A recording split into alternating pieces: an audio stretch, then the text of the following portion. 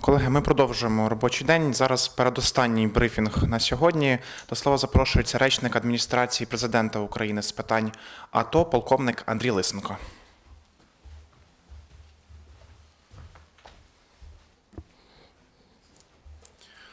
Доброго дня, шановні колеги. У нас є добра новина. За минулу добу внаслідок бойових дій жоден військовослужбовець не загинув і не був поранений. Крім того, на Луганському напрямку вчора бойові дії також не велися, але біля села Болотене, станично-Луганського району, місцева жителька підірвалася на розтяжці, її було госпіталізовано з травмами ніг. Донецький напрямок. На Світлодарській дузі біля Горлівки також вчора було тихо, але поблизу селища Кам'янка, що північніше Авдіївки, відбулося півгодинне бойове зіткнення з противником. 6 бойовиків висунулися з сусіднього села Василівка і відкрили вогонь по позиціях сил антитерористичної операції з близької відстані. Але після перестрілки ворог відступив, отримавши щільний вогонь у відповідь. Традиційно найбільш неспокійно в зоні антитерористичної операції поблизу Донецька. Тактика противника залишається незмінною. Це провокативні обстріли з середньої та близької відстані. Важке озброєння ворог застосовує епізодично. І, зокрема, вчора незаконні збройні формування поблизу Красногорівки випустили 6 мін з міномета калібром 82 мм.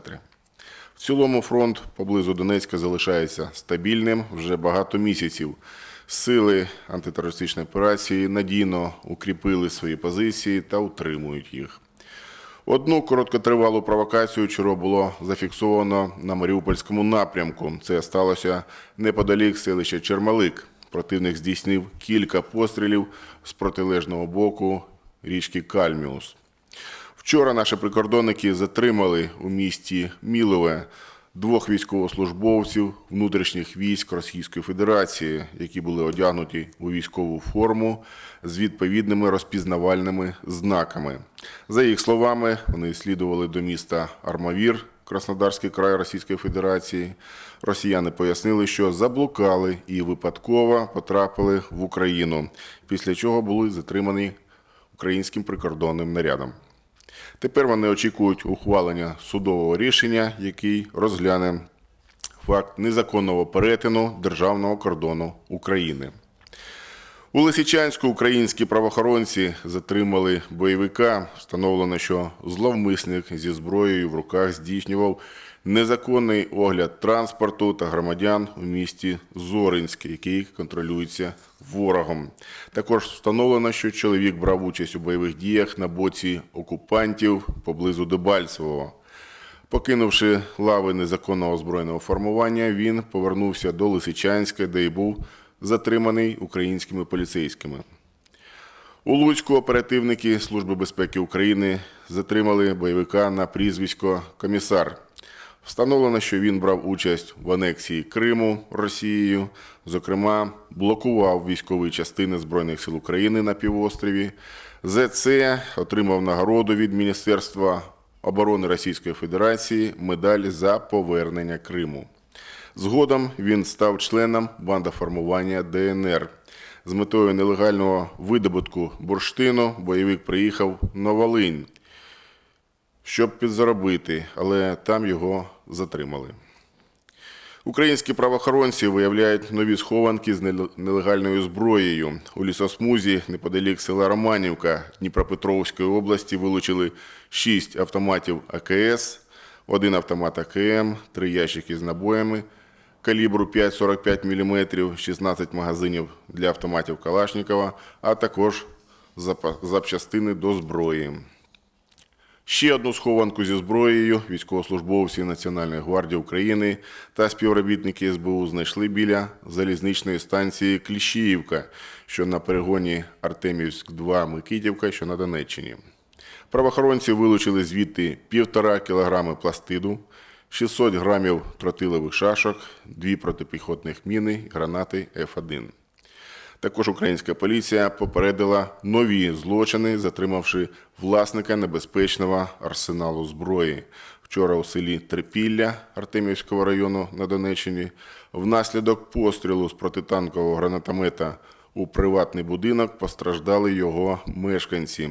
Стрільця затримано по гарячих слідах. В його помешканні було виявлено ще один підготовлений до пострілу ручний гранатомет та 2 ручних гранати.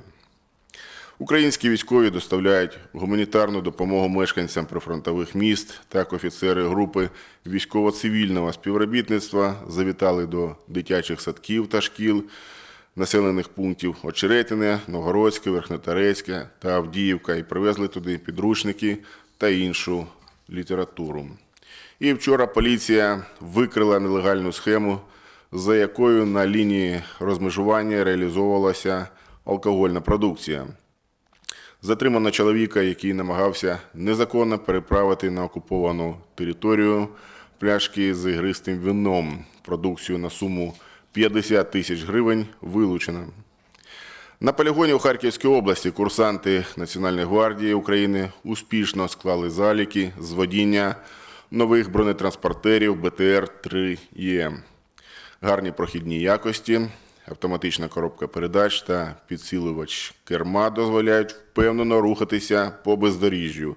І ця бойова машина вже добре зарекомендувала себе в зоні проведення антитерористичної операції. На цьому поки що все. Якщо є питання, уточнення, будь ласка.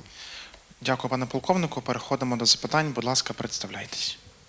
Добрий день, Ксенія Дворнікова, 5 канал. Скажіть, будь ласка, я правильно розумію, що кількість обстрілів цієї доби була значно зменшена? З чим ви це порівнюєте, особливо зважаючи на те, що ось нещодавно заїхав так званий гуманітарний конвой «Допомога»? Чому бойовики трохи заспокоїлись? Мабуть, всі на розвантаженні.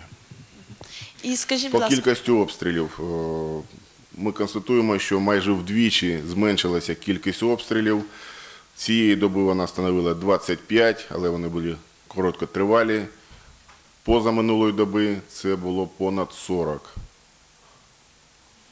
і чи були помічені безпілотники або якась розвідувальна діяльність? Про безпілотники інформація ми не отримували, а розвідувальну діяльність ворог постійно веде шляхом візуального спостереження, радіорозвідку і використовують свої джерела, які ми скоро також викриємо.